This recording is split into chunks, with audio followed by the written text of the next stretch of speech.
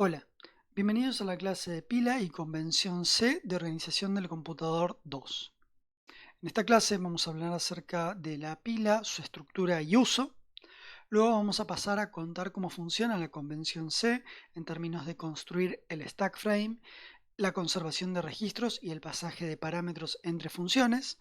Y por último vamos a contar cómo ensamblar, compilar y linkear código C y ASM. Ahora vamos a hablar un poco de la estructura de la pila. La estructura de la pila es básicamente un área de memoria que es asignada por el sistema operativo cuando carga un programa. Es decir, cuando se carga un programa, el sistema operativo se encarga de designar un área de memoria como área de pila y posicionar el stack pointer, el puntero al tope de la pila, en algún lugar de esa área de memoria para que nuestro programa lo use con una convención dada. Muy bien. La pila se utiliza para guardar información local de una función. En general se guarda información que tiene que ver con registros, con variables locales, con parámetros, ¿sí?, que necesita la función para poder ser ejecutada. Además, sirve para guardar el contexto de ejecución de la función. Es decir, guarda un poco más de información que tiene que ver por dónde estamos en el programa, básicamente las direcciones de retorno entre funciones, además de otra información local del funcionamiento de justamente nuestro programa. En la pila, en general, tiene varios sabores dependiendo de en qué arquitectura estemos corriendo, y para el contexto de la materia vamos a hablar de la arquitectura Intel x86, tanto en 32 como en 64 bits. Durante la primera mitad de la materia vamos a utilizar la convención de 64 bits, vamos a utilizar el procesador en modo 64 bits, para luego, durante la segunda parte de la materia, cuando hablemos de programación de sistemas operativos, pasar a 32 bits. Es muy importante que recuerden ambas convenciones, a pesar de que durante la primera parte de la materia utilizaremos solo la convención en 64 bits, el procesador en modo 64. Muy bien. Ahora pasemos a hablar de la estructura de la pila en sí. La estructura de la pila, en términos generales, se grafica como ven en pantalla. Hacia arriba vamos a tener graficadas las direcciones numéricamente más chicas y a medida que baja el dibujo de la memoria, tenemos las direcciones numéricamente más grandes. Muy bien. Dentro de la pila tenemos dos punteros, uno que apunta al tope de la pila y otro que apunta a la base de la pila. La base de la pila no necesariamente es el comienzo de la pila, sino puede ser una base relativa a donde estemos ejecutando. Es importante reconocer el puntero a tope de la pila como un registro que identifica las direcciones que son válidas dentro de la pila y las direcciones de memoria que contienen datos inválidos. Las direcciones que contienen datos válidos son todas las direcciones que son más grandes que el puntero al tope de la pila, es decir, hacia abajo. Mientras que las direcciones que están hacia arriba, indicadas por esta flecha gigante, son direcciones inválidas, son direcciones que no contienen datos válidos. O sea, toda el área graficada en amarillo contiene datos que no son considerados válidos. Otro punto a reconocer es que la pila, dibujada de esta manera, tiene un ancho determinado. Este ancho tiene que ver con la cantidad de bits de alineación, en particular de bytes, porque nuestra unidad direccionable es a byte, que tiene la pila como alineación, es decir, el ancho de la pila es justamente la alineación de la pila. Una dirección de memoria fuera de esta alineación, es decir, si el ESP o el EBP estarían fuera de la alineación de la pila, serían direcciones a la pila inválidas. Ahora vamos a ver los dos sabores de la pila. En 32 bits tenemos dos registros, el puntero a la base de la pila y el puntero al tope de la pila. Es importante reconocer acá que el puntero al tope de la pila siempre apunta al lugar válido. El puntero al tope de la pila apunta al primer byte que es válido dentro de la pila. Si nosotros a partir de ese byte leemos los 4 bytes siguientes estaríamos levantando 32 bits, que sería todo el ancho de la pila en 32 bits. De la misma manera sucede en 64 bits. En 64 bits ahora los registros se llaman RBP y RSP. ¿Sí? Nuevamente el RSP apunta al último elemento válido de la pila, ¿sí? Al primer elemento válido en términos de memoria. Bien. Ahora hablemos un poco de la estructura de la pila en 32 bits en particular. En 32 bits, cada entrada de la pila va a tener exactamente 4 bytes. ¿Sí? Como ven, las direcciones se mueven de a 4 bytes, las direcciones de la pila. Las instrucciones para escribir dentro de la pila son push y pop. Como es un área de memoria, como cualquier otra, podríamos escribir con una instrucción de mover a memoria. Las instrucciones push y pop no solo mueven a memoria dentro de la pila, sino también modifican el puntero al tope de la pila. ¿Sí? Los registros que apuntan a la pila en general van a ser el ESP y el EBP. En 64 bits tenemos exactamente lo mismo, con la diferencia que ahora la pila tiene un ancho de 8 bytes, es decir, 64 bits. Las instrucciones se utilizan de la misma manera, tanto push y pop, y los registros ahora son RSP y RBP. El único punto a aclarar en esta presentación, esta slide, es que la pila en 64 bits requiere que a la hora de llamar a funciones esté alineada a 16 bytes, ¿sí? Es decir, a 2 posiciones de 8 bytes dentro de la pila. La razón de esta restricción tiene que ver con el funcionamiento de la convención C de 64 bits para el llamado de funciones.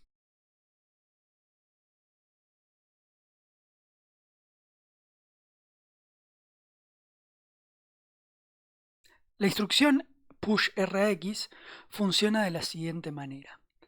La idea es pushear el valor contenido en el registro RX a la pila. Para esto se debe decrementar el valor de RCP. Si nosotros decrementamos la dirección de RCP, el puntero en la pila, como lo vemos graficado, subiría. Es decir, se iría hacia las direcciones más chicas, se iría hacia arriba. Una vez que hacemos eso, escribimos el valor de RAX en el valor apuntado por RCP. Como RCP siempre apunta a un lugar válido, el valor donde escribiremos, la dirección de memoria donde escribiremos, será la apuntada por el nuevo tope de la pila. Muy bien.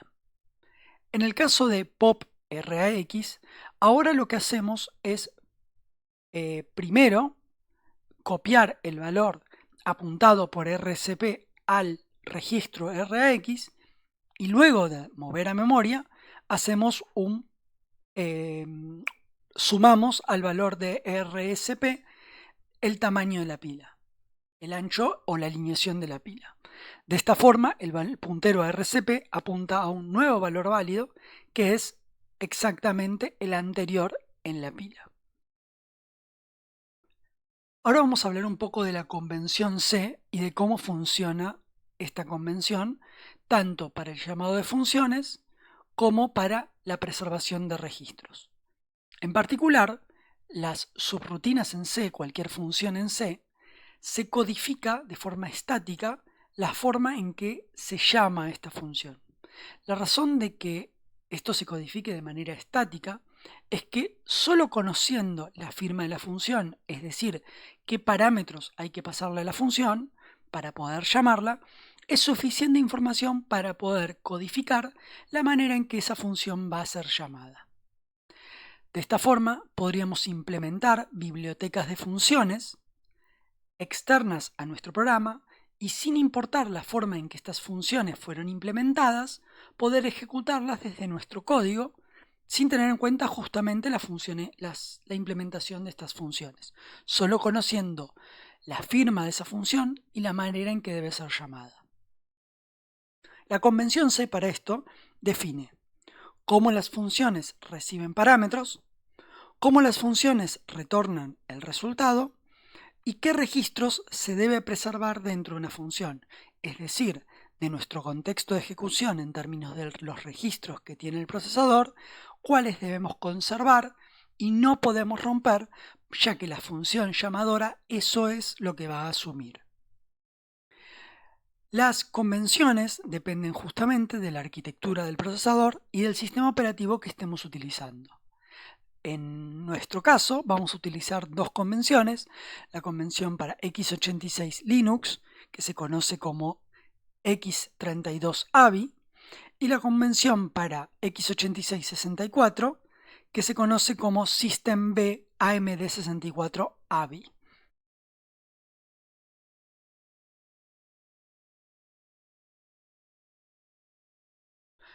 Una función en C, ejecutada dentro de un contexto de ejecución, contiene un puntero válido al tope de la pila y un puntero válido a la base de la pila.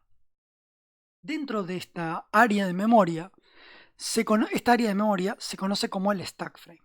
Es básicamente una estructura en memoria que va a contener o va a direccionar de alguna manera a la dirección de retorno desde donde fue llamada la función, un conjunto de registros que son preservados dentro de la función, un conjunto de variables locales para la función y los parámetros pasados por la pila a la función que va a ser ejecutada. En sí, la construcción del stack frame consiste en posicionar el registro base de la pila a una dirección que conozcamos dentro de nuestra función y que nos sirva como área relativa para acceder a todos los datos que debe contener el stack frame.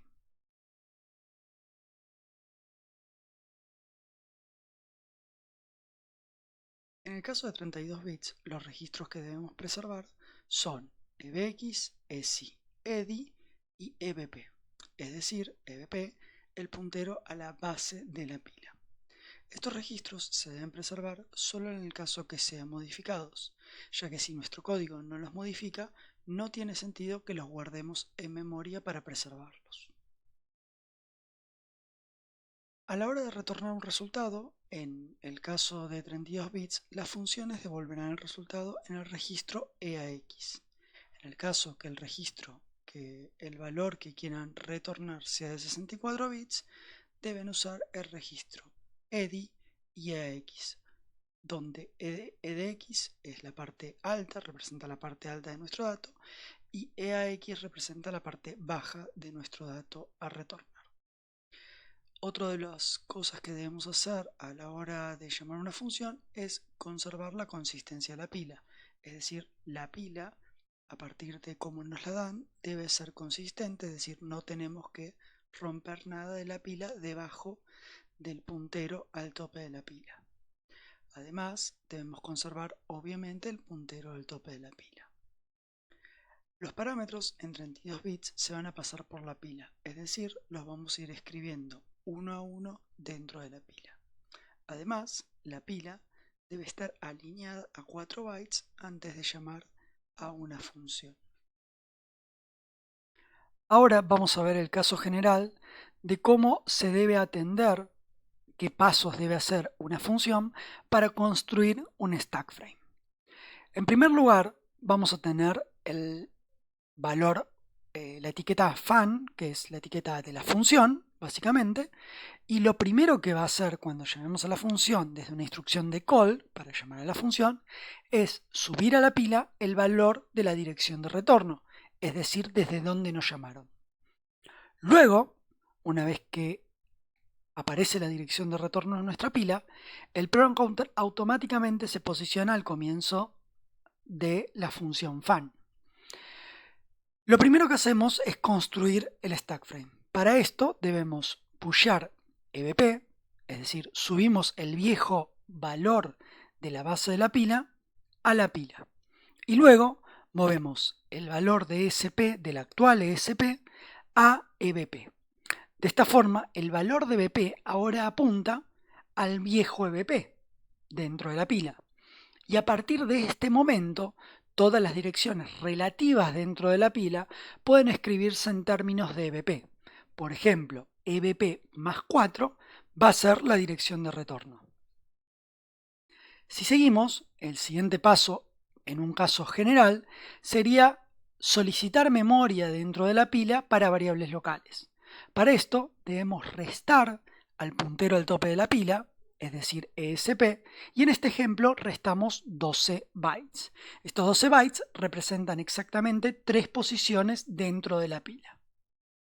Luego, el siguiente paso va a ser guardar nuestros registros, los registros que vayamos a modificar. En este caso vamos a decir que modificamos todos los registros, es decir, pushamos EBP, EDI y ESI en ese orden en particular. Podríamos pusharlos en otro orden, pero elegimos este orden particular. Luego, desde este momento, podríamos comenzar a ejecutar la función. Noten que el puntero al tope de la pila ahora quedó apuntando al antiguo ESI.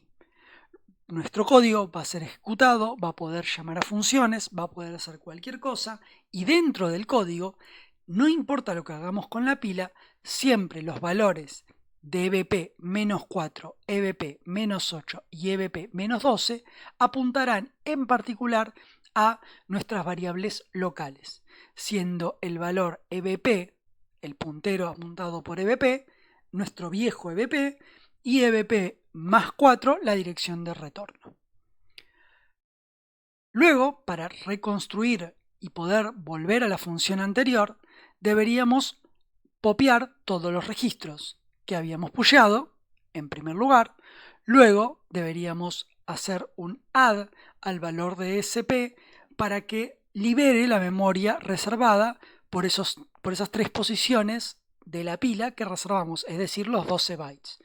Noten el detalle que no estamos haciendo un pop de estos valores, o sea, 3 pop seguidos de alguna manera, porque esta información no la queremos guardar en ningún registro, simplemente estamos modificando el registro del puntero al tope de la pila. Esta acción en particular no implica acceder a memoria. El próximo paso es hacer un pop del viejo EBP, es decir, a partir de ahora las direcciones dejaron de ser relativas a EBP, y por último hacer un ret de la dirección de retorno. Ahora pasamos al caso en 64 bits. En 64 bits la actividad que vamos a usar para construir el stack frame es muy parecida. Los registros que debemos preservar son otros registros, es el EBX, R12, R13, R14, R15 y RBP, nuevamente es el puntero a la base de la pila. Debemos preservar solo los registros obviamente que modificamos y no todos, ¿sí? Los resultados ahora va a ser un poco más complicado porque si el resultado es un valor entero, una dirección de memoria o algún valor que sea particularmente entero, lo vamos a retornar en RX. Si el valor que queremos retornar ahora ocupa no 64 bits, sino 128 bits, lo deberíamos retornar como RDX, RAX de la misma manera, siendo RDX la parte alta y RAX la parte baja. Y en el caso que sea un valor en punto flotante, recuerden los registros XMM, que son los registros multimedia. El valor, si fuera un punto flotante, lo deberíamos devolver en el XMM0. Obviamente debemos preservar la consistencia de la pila y la pila ahora opera alineada a 8 bytes. Tengan en cuenta que, como habíamos dicho antes, a la hora de llamar a funciones, la pila debe estar alineada a 16 bytes. Este punto, y aquí me voy a detener un segundo, es muy importante de entender. La razón de por qué la pila debe estar alineada a 16 bytes antes del llamado a funciones se debe a la convención C para este procesador. Esto no es una restricción estricta de la arquitectura del procesador, sino es simplemente una restricción dada por el uso de la pila dentro de la convención C. Si se cumple la convención C, entonces estamos obligados por la convención a alinear la pila a 16 bytes cuando llamamos a funciones. La razón de esta alineación está dada porque existen instrucciones particulares del procesador que operan con memoria alineada a 16 bytes.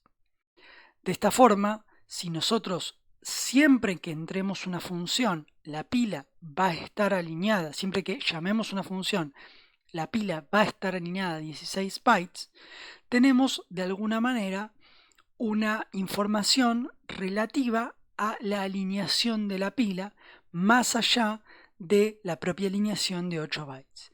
Esta información es utilizada por las funciones para no hacer ningún chequeo de alineación de la pila y utilizar directamente instrucciones que tienen como precondición que la memoria sobre la cual actúan esté alineada. Ejemplo, printf, la función printf de C, antes de ejecutar, se encarga de mover a memoria en la pila, el contenido de todos los registros multimedia. Esta acción la hace por medio de instrucciones alineadas, instrucciones que requieren que la memoria esté alineada. Y lo hacen directamente sobre la pila sin considerar si la memoria está alineada o no. Si la memoria no estaría alineada, fallaría. Como la memoria por convención está alineada, no va a fallar la acción de escribir sobre la pila, sabiendo como precondición que ésta está alineada. Muy bien, de la misma manera que en 64 bits, vamos a llamar a la función full. Una vez que llamemos a la función, aparecerá en la pila la dirección de retorno. Luego tendremos que pushar el RBP a la pila. Esto salvará el viejo RBP. Ahora reemplazaremos el RBP mediante la instrucción move RBP RSP, es decir, con el valor de RSP. De esta forma, igual que de la otra manera, convertimos nuestras direcciones dentro de la pila a direcciones relativas al RBP. Luego vamos a hacer la misma acción que hicimos en 32 bits, que es pedir memoria. Pero esta vez, para pedir 3 posiciones dentro de la pila, debemos pedir exactamente 24 bytes. Estos bytes los pedimos restando al valor de RSP exactamente 24 bytes. Noten ahora que nuestras 3 posiciones de variables locales dentro de la pila van a ser siempre RBP-8, RBP-16 y RBP-24. Luego vamos a hacer un push de todos los registros que vayamos a conservar. RBX, R12 hasta R15. Noten el detalle también que en este caso estamos conservando todos los registros que debemos conservar. Es decir, nuestro código intuitivamente va a modificar todos estos registros.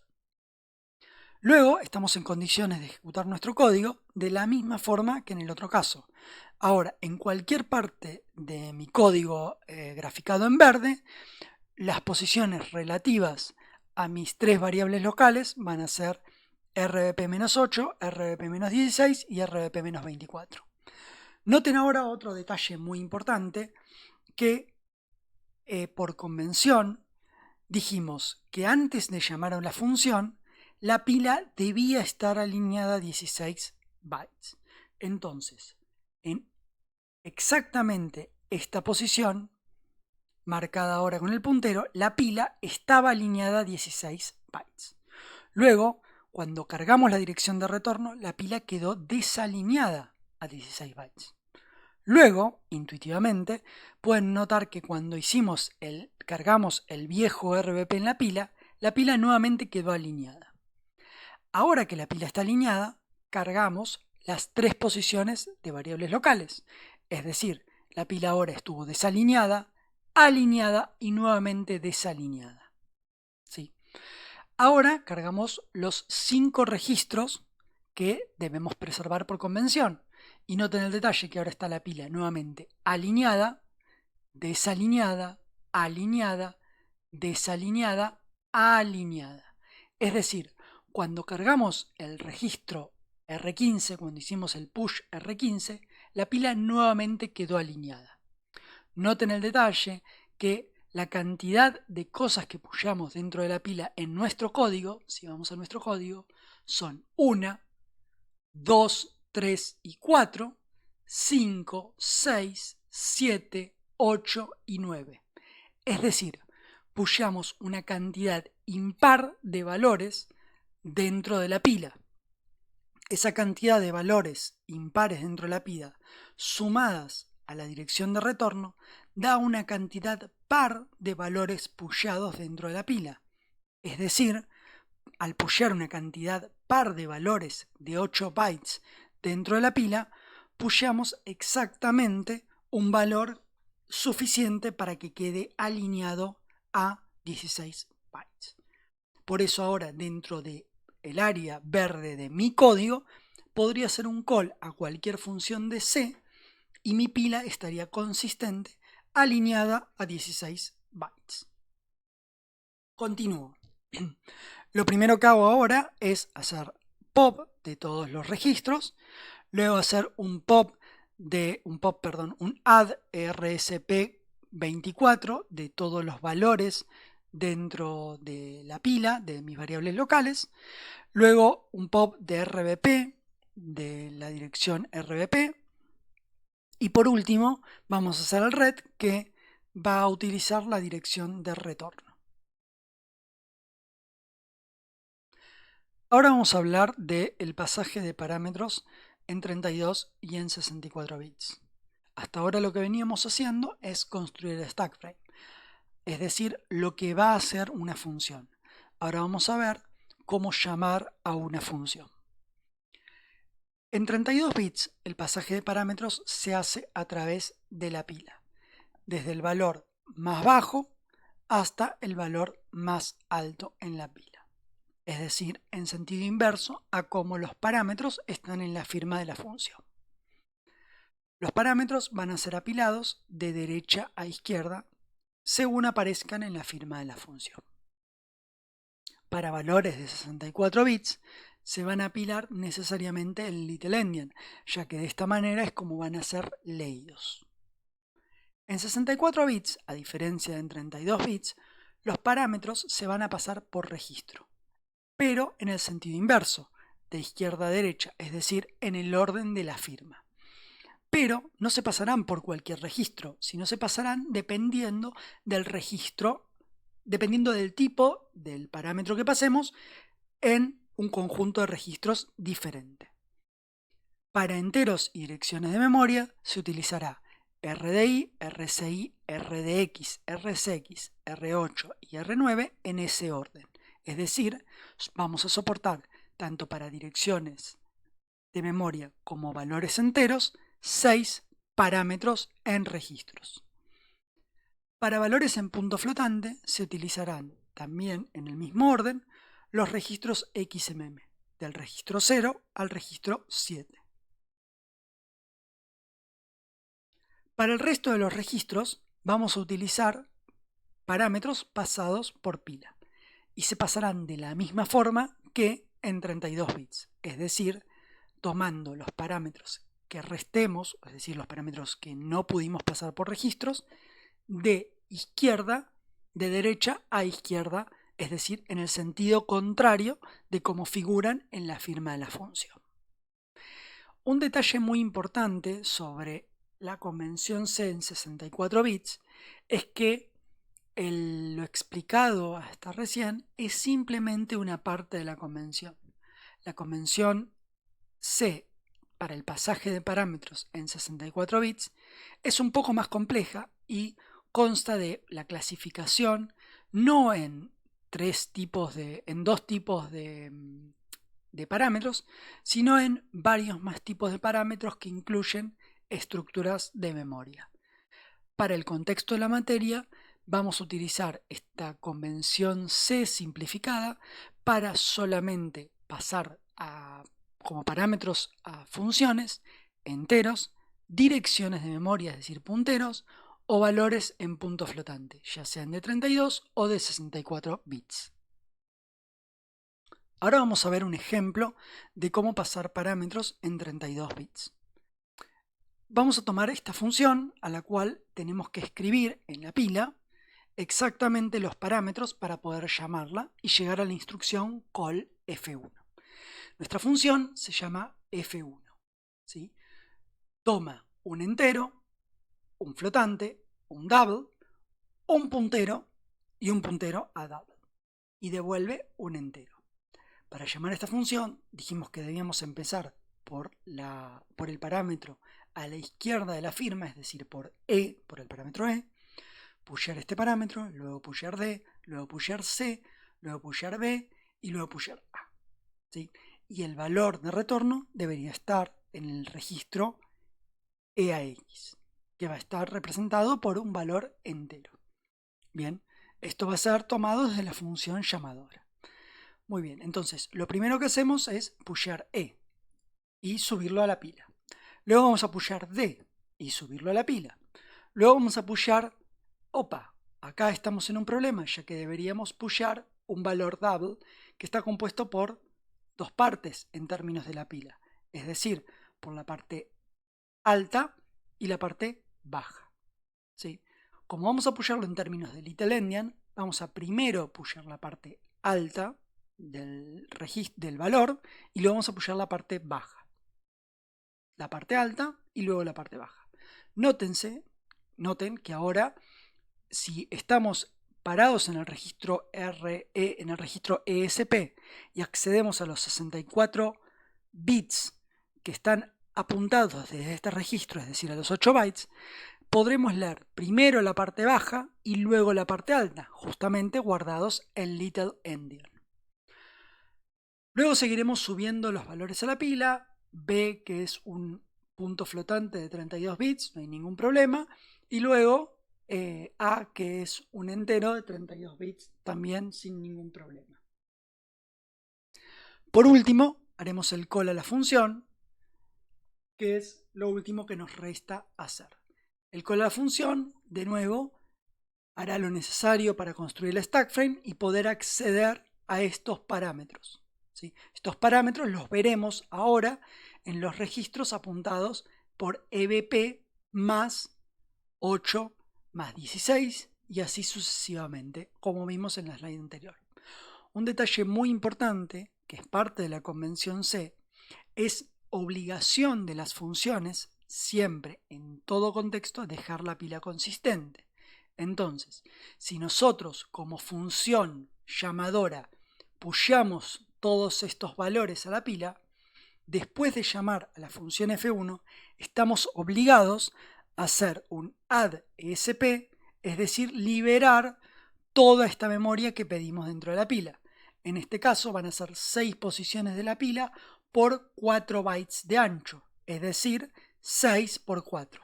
Recuerden que este tipo de operaciones las podemos hacer en Assembler, ya que esta operación, el Assembler, el programa ensamblador, reducirá esta operación a un número en particular que puede ser adicionado a ESP. Ahora pasemos a la convención C para 64 bits y utilizaremos el mismo ejemplo. En este ejemplo vamos a ver que los registros los vamos a cargar en orden. El primer registro que vamos a cargar es el valor A, luego B, C, D y E. A, como es un valor entero, va a terminar en RDI. Luego, B es un float, así que va a terminar en el primer registro que guarda el tipo punto flotante, es decir, XMM0. Luego tenemos un double, también es un valor de punto flotante, por lo tanto va a ser almacenado en XMM1. Luego tenemos un int, pero es un int que es un puntero, es una dirección de memoria. Al ser una dirección de memoria, va a también terminar en el lado de los enteros, en el lado de RSI. El último caso combina las dos cosas, es un puntero a un punto flotante. Pero como es un puntero, el lugar donde se guardan los punteros es en los registros de enteros. Es decir, lo vamos a guardar en RDX. Con estos parámetros es que vamos a llamar a la función. Noten el detalle que en este lugar no modificamos la pila. Es decir, para llamar a esta función no tuvimos que tocar nada en la pila. El siguiente ejemplo que vamos a ver es un poco más complejo y tiene bastantes más parámetros. Justamente es para estar obligados a escribir dentro de la pila. El primer parámetro, que es A1, lo vamos a guardar como es un entero en RDI. El siguiente es un punto flotante, lo vamos a guardar en XMM0. El siguiente, A3, es un double, de la misma manera lo vamos a guardar en XMM1. El siguiente parámetro es un entero, ahora lo vamos a guardar del lado de los enteros, o sea, A4 lo vamos a guardar en RSI. Luego tenemos otro punto flotante que lo vamos a guardar en XMM2. Luego tenemos A6, que también es otro punto flotante que lo vamos a guardar en XMM3. Luego tenemos un puntero entero, que también lo vamos a guardar del lado de los enteros. El siguiente parámetro, A8, también es un double, pero es un double que es un puntero un double, es decir, ahora nos toca guardarlo del lado de los enteros, es decir, en RCX. Luego tenemos A9, que también es un puntero, y como es un puntero, va del lado de los enteros. Nos queda guardarlo en R8. Luego tenemos A10, que es un double, nos va a tocar en XMM4, que es el siguiente que nos queda libre, y ahora tenemos un doble puntero a un entero. Como es un puntero, sea un doble puntero, un triple puntero, lo que sea, sigue siendo un puntero, así que lo vamos a guardar en el último registro que nos queda libre de enteros, que es R9. El próximo registro que nos toca es A12, que es para guardar, el próximo parámetro que nos toca es A12. Este parámetro es un punto flotante, pero es un puntero un punto flotante, así que deberíamos guardarlo del lado de enteros. Como no tenemos lugar del lado de enteros, lo vamos a saltear. Luego tenemos el double, que lo tendríamos que guardar del lado de los enteros, porque también es un puntero, en particular es un doble puntero a double. Luego tenemos otro que también es un puntero de memoria, pero en este caso es un entero, que también lo deberíamos guardar del lado de enteros. Y por último, el último parámetro que tenemos es un float, que este sí lo podemos guardar en alguno de los registros de punto flotante que nos queda. En particular nos queda el XMM5, que es el siguiente registro. Y ahí es donde guardamos A15. Ahora tenemos que guardar los registros en la pila. El primero que vamos a pushear, ahora en el sentido contrario de las cosas que nos quedan por pushear, va a ser A14.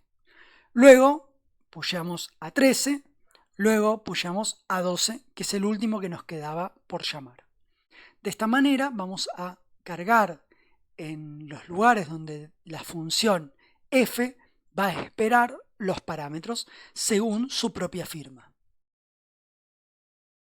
Ahora bien, vamos a pasar a cómo llamaríamos a funciones desde C y desde Assembler y cómo compilaríamos estas funciones. Para llamar a funciones Assembler desde C, estas funciones deben estar marcadas como global. Es decir, el tag global a la función permite que esta función pueda ser linkeada desde C. Fíjense que el código lo escribimos en un section.txt y luego escribimos el código de la función. Esta función, de la misma manera que escribimos el tag _start en el hola mundo, escribimos el tag o la etiqueta fan para mi función. Este va a ser mi código en una función, en un archivo function ASM. Por otro lado, desde mi programa en C, este programa va a ser ahora sí un programa que va a estar linkeado en C, va a tener el nombre main en particular. Pero para poder llamar a una función, la función le tenemos que indicar cuál va a ser la ariedad de la función, en particular cuál va a ser la firma. Para eso debemos usar el keyword extern, que indica que la función, que el símbolo fan, va a ser buscado por el linker a la hora de linkear mi programa. Es decir, este programa, cuando sea compilado, no va a buscar a la función fan, simplemente va a marcar la función fan como un símbolo que no conoce todavía y a la hora de linkear va a ser completado, pero como conoce la firma de la función porque fue declarada por medio del keyword extern, vamos a poder llamar a la función con estos parámetros. A la hora de poder ejecutar esta función, lo primero que tenemos que hacer es, de poder ejecutarla, de poder linkearla y ensamblarla, vamos a primero ensamblar el código assembler. Esto va a generar un archivo .objeto, ¿sí? Un archivo function.o, que va a ser un archivo .objeto, y luego, utilizando GCC, vamos a linkear nuestro programa. El programa ahora va a tomar, como normalmente puede tomar, un archivo .c y además va a tomar un archivo .o. Este archivo .o obviamente no va a ser compilado por GCC, sino va a ser linkeado por GCC. GCC se va a encargar de, luego de compilar el programa .c, utilizar el linker para linkear el programa .o y el function.o en simultáneo adentro de un archivo que se llama exec, que va a ser finalmente el archivo ejecutable. En el caso que queramos hacer lo contrario, ahora llamar a funciones C desde assembler, como por ejemplo podríamos llamar a la función printf, vamos a intentar construir una función ahora desde C. Nuestra función va a ser function.c. Vamos a construir un programa en C que tenga la declaración de la función con los parámetros respectivamente, código C de la función y eventualmente un return de mi función para retornar un valor de esta función. Desde assembler vamos a indicar que la etiqueta fan va a ser una etiqueta externa, es decir, de la misma manera que la indicamos como global, ahora la indicamos como externa. Noten ahora que mi función la llamamos main porque vamos a utilizar a GCC como linker. El linker de GCC no toma --start como el linker LD, que es el linker por default del stack de compilación, sino que toma como etiqueta default de entrada a mi programa la etiqueta main. Es decir, estamos construyendo un programa en assembler que va a tener como etiqueta main de entrada a mi programa para ser linkeado desde GCC. Ahora vamos a tener tres pasos a diferencia del otro caso. El primer paso, vamos a linkear nuestro código ASM, ¿sí? Generando un main.o. Este archivo ahora sí va a tener la etiqueta main. Luego vamos a compilar nuestro código C y en este caso le vamos a agregar el modificador "-c", que indica a GCC que debe solamente compilar y generar un archivo objeto y no debe linkear. Esto es para poder generar el archivo function.o y luego vamos a usar a GCC como linker. GCC, cuando tome los dos archivos .o, el archivo main.o y el archivo function.o, los va a linkear ya que no tiene ningún .c para compilar. Los va a linkear en el archivo exec.c. Noten también el detalle que esta manera de linkear puede ser reemplazada por utilizar el LD pasándole los parámetros correctos, es decir, las funciones y los parámetros de linkeo de librerías adecuados, que en este caso los pasa C automáticamente. Un par de notas acerca de alineación, solo a modo de recordatorio, es que antes de llamar a una función en 64 bits, la pila obligatoriamente tiene que estar alineada a 16 bits. Este recordatorio acerca de la alineación de la pila es simplemente porque es muy complicado de encontrar el error si tiene que ver con la alineación de la pila en sus programas assembler. Es importante que recuerden que la pila queda desalineada cuando cargamos la dirección de retorno, porque la dirección de retorno ocupa exactamente 8 bytes.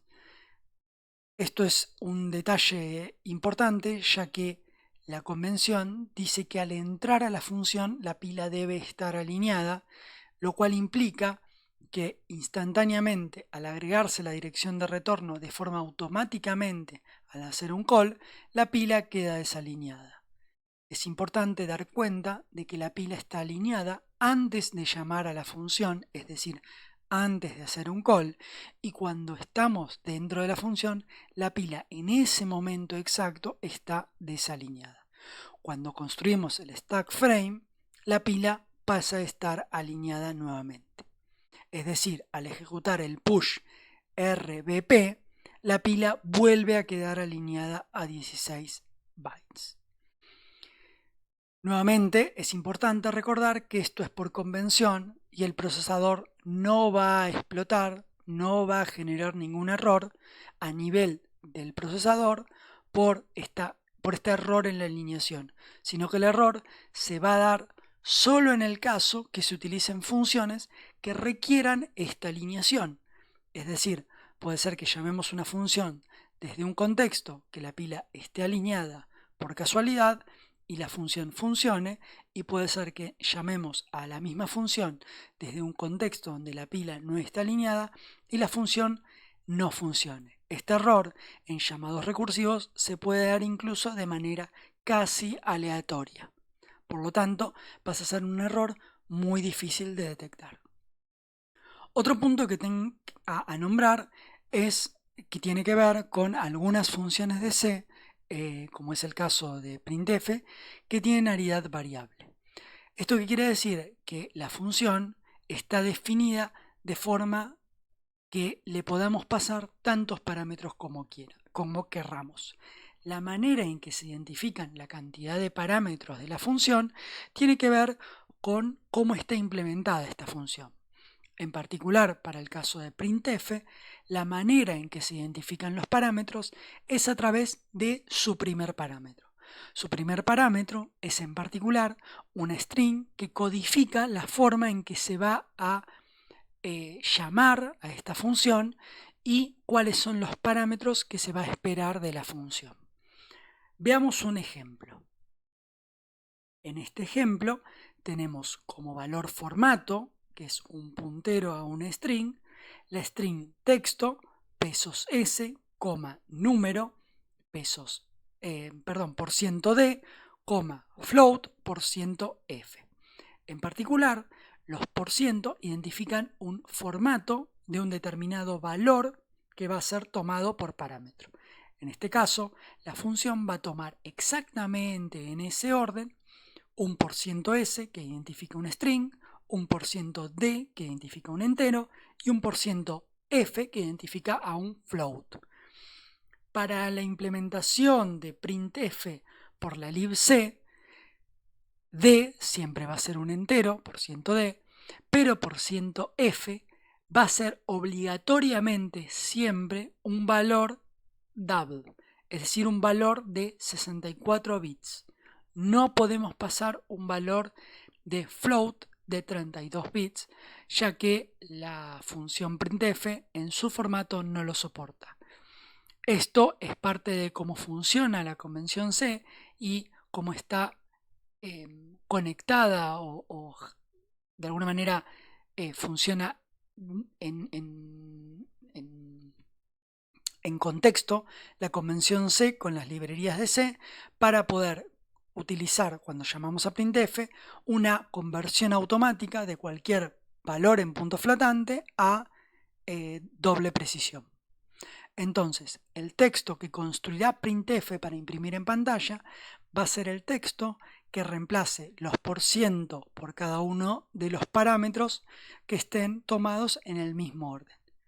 Si un parámetro que le pasamos en un orden incorrecto lo toma de forma incorrecta, por ejemplo, si pasamos en el lugar que pusimos %s, posemos un entero, va a interpretar ese entero como un puntero memoria a una string terminada en 0. y de esa manera va a buscar esa posición de memoria y va a explotar porque probablemente ese entero sea muy chico o no represente una posición de memoria válida y haga explotar nuestro programa. Es muy importante también recordar en este tema de cómo funcionan en sincronía la libc con nuestro compilador, que desde Assembler es obligatorio, es mandatorio escribir, cargar en RX el número 1, es decir, hacer un move RX,1. Si se va a imprimir números en punto flotante, si la función a la que vamos a llamar como printf, a la función que vamos a llamar es printf, y esa función, como en el ejemplo que vimos, toma números en punto flotante, es muy importante hacer un move de EAX, de RAX en un valor 1. La razón de por qué es importante este valor es porque hay ciertas funciones, en particular de la libc, que el compilador de C las utiliza de una forma determinada y nosotros desde Assembler debemos utilizarla de la misma manera. En particular, el registro RAX lo toma la función printf como un parámetro oculto en el cual se le indica si la función esa está tomando valores en punto flotante. Esto es debido a una optimización que tiene adentro la libc. Recuerden que lo que estamos haciendo ahora es meternos en el lugar de compilador, así que tenemos que seguir prácticamente todas las reglas del compilador y cómo el compilador utiliza las funciones que queremos llamar. Para terminar esta clase voy a dejarles un conjunto de ejercicios que más adelante van a ver las soluciones cargadas en nuestra web. Les agradezco su tiempo y espero verlos en la siguiente clase.